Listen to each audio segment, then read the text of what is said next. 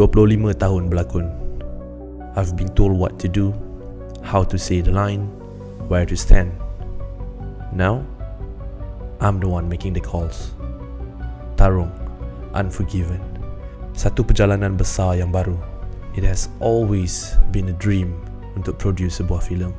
Orang kata, when the opportunity comes, you can't miss it. You grab it right away. And this is the story of the journey to that dream.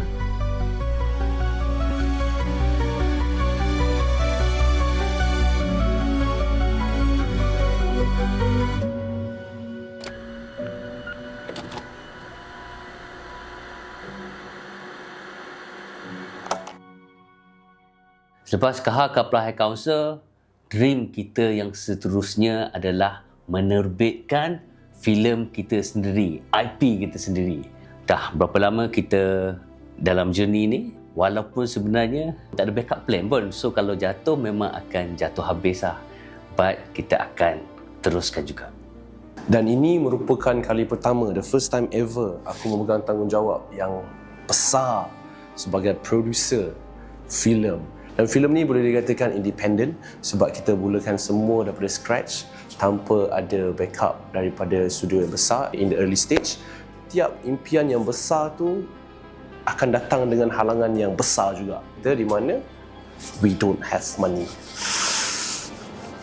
Dan di sinilah bermulanya cita-cita kita, Tarung Unforgiven.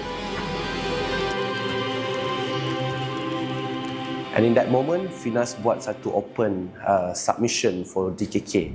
Basically, DKK ni adalah satu inisiatif kerajaan untuk membangunkan lagi filem-filem kat Malaysia. Tapi, when it's open submission, of course, ada banyak lagi company-company kat luar sana yang akan try untuk dapatkan DKK ni. Kita sacrifice our time, our energy. Kita curate every words di dalam deck presentation kita tu supaya kita have a higher chance untuk secure this project. Sampailah finally kita dapat call daripada Finas untuk pergi pitch di hadapan panel-panel profesional yang menentukan sama ada kita akan dapat ataupun tidak. At that time, kita memang tak ada jalan lain selain securekan dana DKK ni.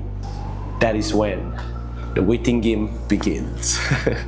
Walaupun no matter how much we try so hard untuk dapatkan 1 million daripada DKK ni, that is not going to be enough. Hence, we start jumpa dengan investor, whoever, siapa-siapa yang sanggup dengar kita present.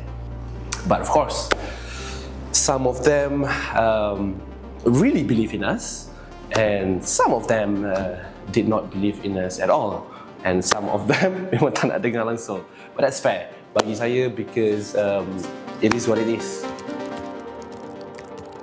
Sebenarnya kita punya writers room ni nak tak nak kena jalan juga. Tapi pada masa sama funding belum ada lagi. Itulah pakai orang-orang Isa cakap no. But at the same time juga kita ni nak kena lock kita punya HOD. Saya join daripada brainstorm the script. Right after that, the next stage begin, which is kita cari HOD kita. Banyak yang tak terima sebab definitely it's not their rates and so on.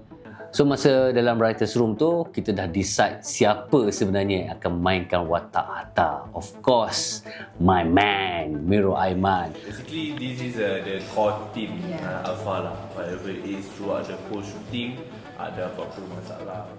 Saya bersetuju untuk mengambil naskah ini kerana kestabilan yang ada di dalam jalan ceritanya. Dari segi emosinya, dalamannya dan juga visual presentationnya, iaitu martial art yang kita tunjulkan. Seni silat itu daripada segi teori dan teknikalnya. So, to get Zul Arifin, tak ada siapa di antara kita di Alpha 47 pernah bekerjasama ataupun pernah kenal Zul Arifin. So, apa aku buat is, aku text Sky, I need to get Zul Arifin in my movie. Lepas tu Sky pun macam, okay, aku rasa kau kena gerak je kan.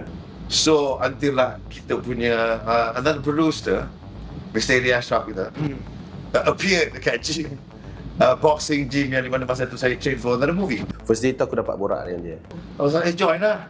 Kita ada Iqbal, kita ada Sky, semua kawan-kawan, right? I was like, join lah.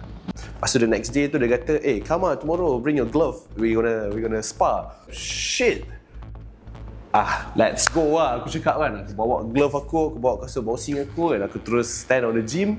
Before dia sampai pun, cakap, bang, let's go, I just need you to be in my film. Kita datang and join, kita pusing-pusing lari kejap, habis nak hard spar or anything, kita just pusing-pusing, feeling saja-saja. No matter what happen, apa jadi pun jadi lah, aku kena dapatkan dia. It's about the collaboration, it's about the energy, it's about that rasa macam that hunger, you know what, we want to produce, we want to do this, you know, kita nak beri atas kaki sendiri, we want to do something, you know. So bagi saya masa itulah saya jadi macam, why not? Let's go. But at the same time juga, memang aku dah nak siapa yang watak Ayah Khalid yang dimainkan oleh my good friend Brom Palare. Saya dengan pengarah Raza Hisham, I think went back long time. Dan kita sentiasa bersembang, let's do something, cuma belum berkesempatan nak jadikan cerita Cosmic Align, timing yang ngam, the role ngam. Saya waktu baca pun rasa this is one of the best scripts. Saya cakap, there's one scene that I particularly really enjoyed. I think nice full circle lah, nice full circle. Cium cincin jari ayah buat senyum lebar. Khalid perlahan-lahan angkat muka, pandang ayah Bad, penuh dendam. Taruh dulu, Khalid yang answer story. Okay, so masa baca the first draft tu, aku masih ingat lagi lah, semua orang was very excited. Setiap scene tu saya rasa dia melengkapi each other. Perkataan lain tu kita cuba jaga sebaik mungkin lah. You both rasa ini yang terbaik? And the whole room terus senyap. I think I'm in a position where I have to push the potential of the script, of the story or the character further. Walaupun kata-kata itu pedih, maybe tak make sense first time. Sebab hujungnya kita just nak menghasilkan satu filem yang baik dan yang terbaik kita boleh hasilkan di titik ini dengan experience yang. And aku rasa sebenarnya what she said was right. Aku rasa at the time kita terlalu excited dengan kita punya script. That is the point yang buat aku realise, actually we still have a long way to go ni dengan script tak complete, right? But that's not the only problem yang kita face at that time.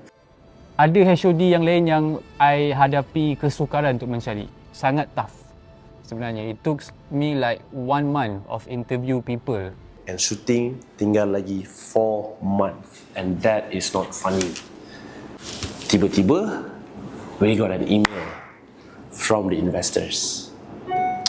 So situasi dia masa tu, semua investor yang kita dah pitch, yang kita dah jumpa, semua pull out. Tak ada seorang pun interested. And at that time, kita rasa macam kena tendang kat telur, bro. It was really painful lah untuk hadap benda tu, right? Aku tahu benda ni bukan senang untuk orang invest dekat kita punya idea kan, because ni bukan 10,000, 20,000 punya barang. Ini juta punya barang, millions bro. But at that time, satu sen pun tak masuk lagi. So, ramai orang tanya aku, Di, kau tak takut ke? Of course, takut bro. In fact, sekarang aku masih lagi rasa takut. Because sebagai seorang pelakon, aku dapat call time, aku pergi set, aku ambil payment, aku balik rumah, aku tidur. But as producer, everything falls on me. The budget, the crew, every decision, every single cent, semuanya terletak atas bahu aku. Dan kalau aku fail, aku fail. And the chances untuk fail are huge.